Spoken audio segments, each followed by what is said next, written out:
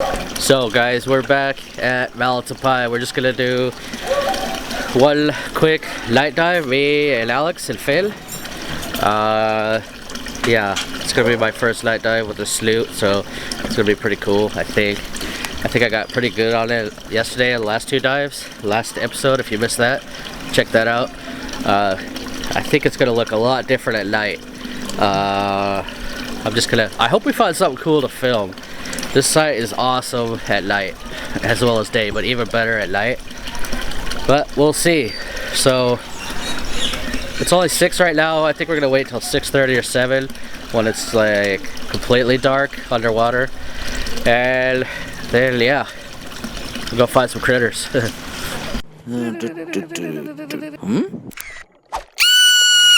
Critter hunter. It's getting dark. Maybe 20 more minutes? No.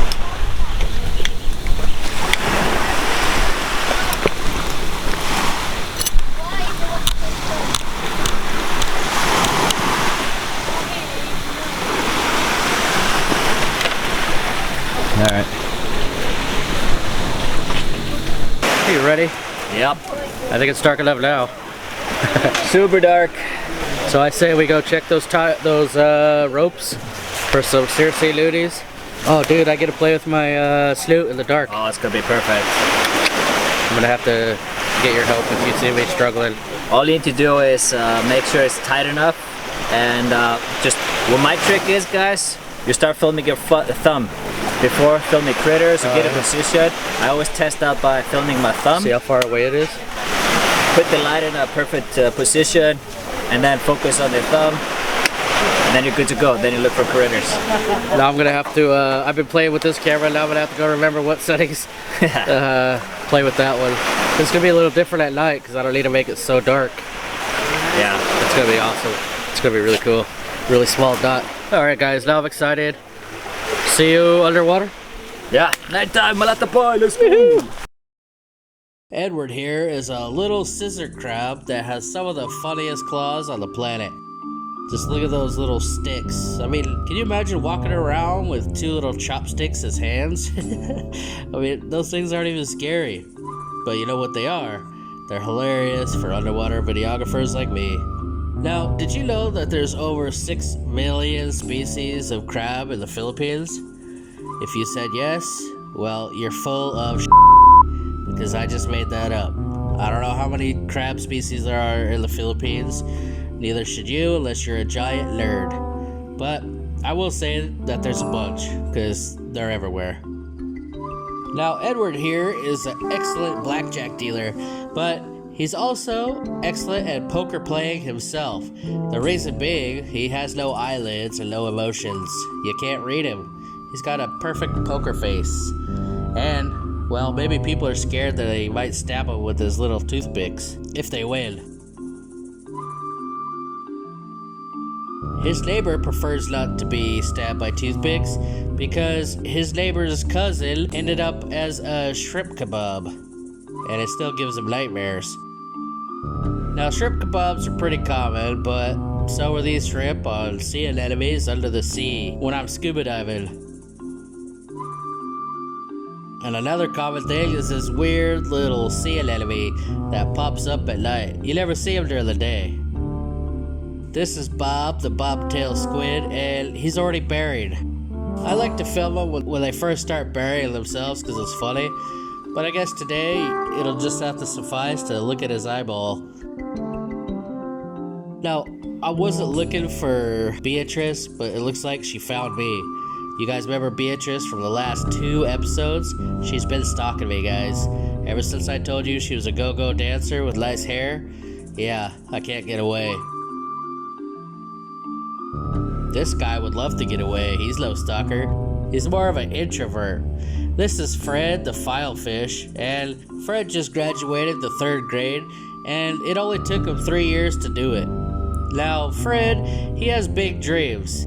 He thinks he's gonna be a car salesman one day, but really, his biggest dream and biggest goal in life is to be an insurance salesman and go door to door. Now, if Fred could just have some more good luck and get past the 4th grade, I think he might qualify as an insurance salesman personally. Now luckily I didn't eat this Tic Tac because it wasn't a Tic Tac, it's a little Looty Break. And right before I ate it, it winked at me, so good thing I was watching. Now this little oh my god, look at that. There's a photobombing little skeleton shrimp right there in the way. He's trying to get the camera time, look at that. Little tiny skeleton shrimp, the camera's focusing on it instead of Tic Tac. That thing is tiny. The thing's scary. Can you guys imagine if that little skeleton shrimp was about 12 foot tall? Yeah, speaking of other things that shouldn't be over 6 inches tall, there's this little weird cone snail. So, it's not really weird, it's plain and normal and boring, but I did see it slithering around along the ocean floor, and when you see big things slithering around the ocean floor, you just, when you have a camera in your hand, you put 2 and 2 together and you can't help it, you gotta film it. So I didn't get this guy's real name, but his friends told me his nickname is Candy Cane. They didn't have any idea why, but I'm thinking it's because he's so sweet. Now Candy Cane is a giant snail, but he doesn't want you to judge him for that because he's actually a really good person. Speaking of not judging, this ugly little guy that's laying on his side like a weirdo is actually quite unique, and I didn't know it till later when I showed a marine biologist friend, but this is actually a flounder mimic, and they swim along on the bottom and they mimic flatworms and poisonous flatworms. So I had no idea. At first I thought it was a flatworm or some kind of nudie, and I was filming it, and then I'm like, dude, this is like a flounder. And even when it swam away, it just kind of wiggled away like a flatworm does. It was so strange. I never seen a mimic flounder. It's a pretty awesome find, and I wish if I would have known it was so weird and rare and its own little unique species, I would have filmed it longer. Speaking of weird things that I like to film, tonight I ran into this guy, another new species for Project Looty. Now some of those other species are all common and everything, but when I find a new species, I'm going to put it up on the screen, the name, just to show you guys what this is. This is actually some kind of head shield slug. Not really nudibranch, there's no naked gills, but it's still an awesome color. I'm using my snoot here just to kind of light it up, but it's got some black and dark blues on it, and honestly I've seen this guy in the book quite a bit, but I've never been able to find one until today. So awesome find, another first for me and Finn. So this guy can't talk, well, because he doesn't have a mouth or a face or anything like that, but his name tag said its name was Slimy, which I don't know why, that's kind of a mean name. Where do you get that? Slimy here is pretty freaking cool, and I hope that we can keep in touch as pen pals.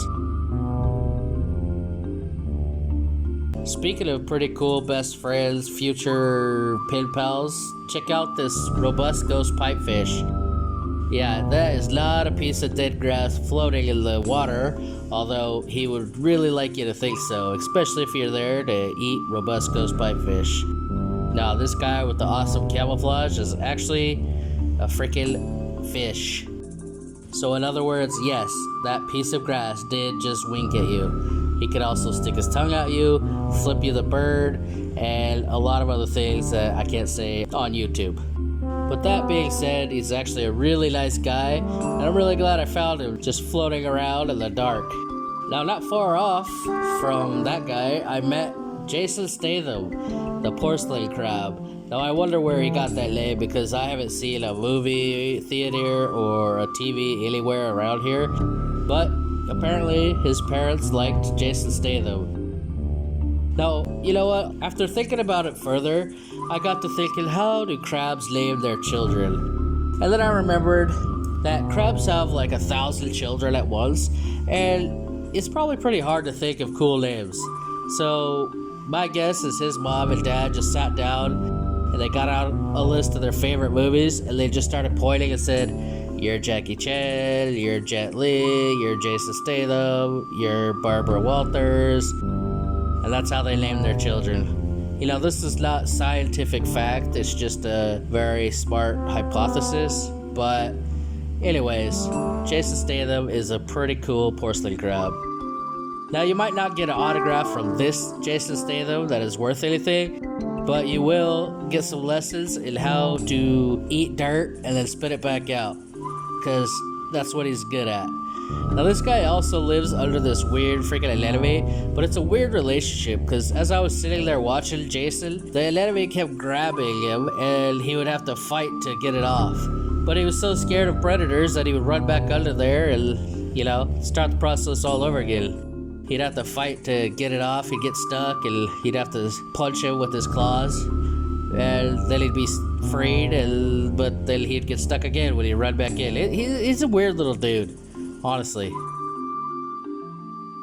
Speaking of weird little dudes with mohawks, I met Sonic the Hedgehog here, and honestly, he didn't tell me that was his name, you guys. I just named him Sonic because he has an awesome mohawk, and he could be a hedgehog if he was on land. But this guy was just sleeping and swimming at the same time, and I think he was muttering in his sleep. This guy was also sleeping, he was just laying on a rock. I'm not sure why he's looking at me, maybe because he has no eyelids, but it's weird. So somebody commented the other day, they want to know how fish sleep. Well, there you go. There you have it. There's a hole in the sand, and whatever kind of fish this is, it was just laying on its side. Like, honestly, it asked me for a pillow. And check this out, our second new species of nudibranch or sea slug or whatever the heck this is of the day. I can't believe we found 2 new species in a single dive. In fact, even if they weren't new, we saw so many critters on one dive that it's just incredible. You gotta love night diving. So this is a weird little sea slug, and he doesn't have any naked gills, so I assume he's not a nudibranch. But that, you know what, that last sentence is the nerdiest thing I've ever said, so I apologize. Let me just change to the snake. Look, there's a snake. Yep, as I was nearing the end of the dive, about to leave at about 3 meters, I turned the light in a direction and there's a freaking abandoned sea crate under me. And after my initial shock and my heart attack subsided and I found out he wasn't trying to murder me, I filmed him instead, followed him around for a while. Finn followed him around too, got some awesome shots of him trying to eat Finn. So, you know, it wasn't just me. So definitely go check out Finn's channel whenever he posts this episode. He's super lazy, he's probably not going to post this episode for like 6 months, but, you know, maybe he'll put it on Instagram. Go follow him on Instagram or Facebook, I don't know. Anyway, bye.